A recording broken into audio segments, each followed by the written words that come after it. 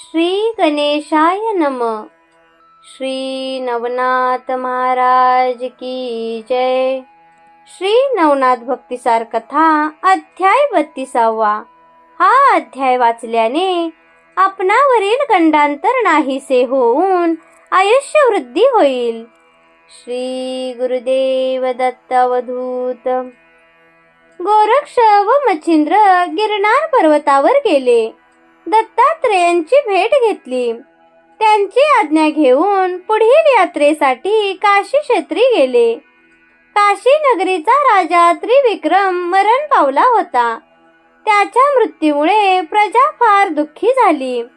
त्याच्यासारखा उदार, न्यायी, सत्यप्रिय, जनहिताची काळजी घेणारा राजा होणार नाही म्हणून प्रजाजन विलाप करीत होते. प्रजेचे दुःख गोरक्षाला पाहावेना. त्याने राजाला जिवंत करण्याचे ठरविले. परंतु मच्छिंद्रांनी सांगितले की राजा ब्रह्मचैतन्य रूप झाला. तो पुन्हा या देहात प्रवेश करणार नाही. असे म्हणून ते गंगा किनाऱ्यावरील शिवमंदिरात गेले. जवळच स्मशान होते. तेवढ्यात त्यांना राजा त्रिविक्रमाची शवयात्रा येताना दिसली. दाह संस्कारासाठी लोक त्यांना घेऊन येत होते. ते पाहून मच्छिंद्राला एक युक्ती सुचली. त्याने गोरक्षाला सांगितले की मी राजाच्या देहात प्रवेश करतो. 12 वर्षे त्या देहात वावरेन. तोपर्यंत तू माझ्या देहाचे रक्षण कर. 12 वर्षानंतर मी राजाचा देह सोडून मच्छिंद्रांच्या देहात प्रवेश करीन. गोरक्षाला आनंद झाला. त्याने मच्छिंद्रांचे म्हणणे मान्य केले. मच्छिंद्राने आपला देह निचेष्ट केला व स्मशान दाह संस्कारासाठी आणलेल्या राजा त्रिविक्रमाच्या देहात प्रवेश केला. राजा उठून बसला. हे पाहून प्रजेला आनंद झाला. त्यांनी राजाला आनंदाने मिरवीत राजधानीत नेले. इकडे मच्छिंद्रांच्या देहाचे रक्षण कसे करावे याची गोरक्षाला चिंता पडली. तेवढ्यात मंदिराची पुजारीण आली. गोरक्षाने तिच्या मदतीने मंदिरातील भुयारात मच्छिंद्रांचा देह नेऊन ठेवला व प्रवेशद्वारावर मोठा दगड ठेवून भुयाराचे दार बंद केले. बाहेरून कोणाला सहजासहजी कल्पना येणार नाही अशा पद्धतीने व्यवस्था केली. इकडे राजवाड्यात राजाच्या शरीरात असलेल्या मच्छिंद्राने अंतर्ज्ञानाने राजाच्या सर्व गुप्त खाजगी गोष्टी आत्मसात केल्या. कोणालाही तो राजा नाही याची शंका आली नाही. महाराणी रेवतीलाही काही बदल जाणवला नाही. राजा त्रिविक्रम रोज शिवदर्शनासाठी शिवमंदिरात येत असे. मच्छिंद्रही त्याच्या देहात वावरत होता. तोही येऊ लागला.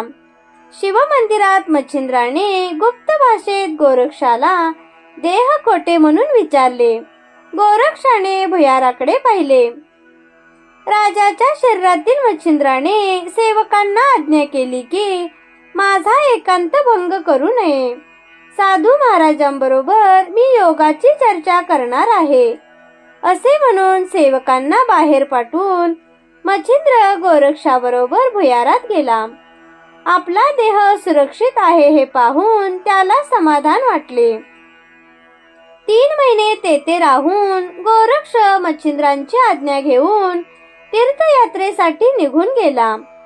महाराणी रेवतीला त्रिविक्रम राजापासून पुत्र संतान झाले नाही. परंतु मच्छिंद्राने राजाच्या देहात प्रवेश केल्यावर तिला पुत्र झाला. त्याचे नाव धर्मनाथ ठेवले. तो 5 वर्षाचा झाला.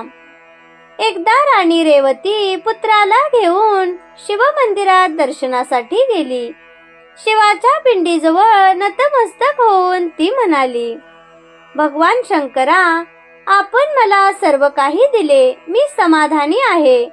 आता फक्त एकच इच्छा पूर्ण करा. सुवासिनी असताना मृत्यू येऊ दे. राणीचे हे शब्द ऐकताच तिने गाभाऱ्यातील असलेली गुरवीण हसली. ते पाहून राणीने तिला हसण्याचे कारण विचारले. गुरविणीने राणीकडून अभय मागितले व सर्व हकीकत सांगून भुयारातील मच्छिंद्रांचा देह दाखविला. रेवती राणीला आपल्या पतिव्रतभंगाचे दुःख झाले. पुत्राच्या वात्सल्याने मन कळवळले. सर्व प्रकारांनी ती सुन्न झाली. गुरविणीला विश्वासात घेऊन तिने सर्व माहिती काढली. उदासपणाने पुन्हा राजवाड्यात गेली.